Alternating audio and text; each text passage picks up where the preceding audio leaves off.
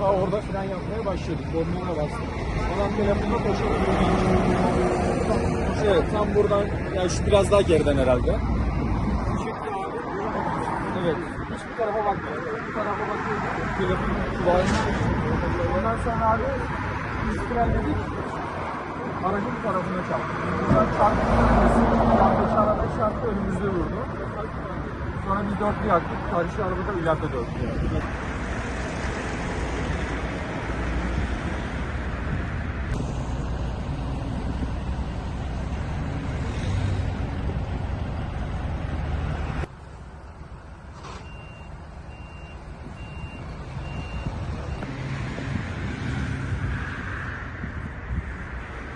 Maalesef altı haber.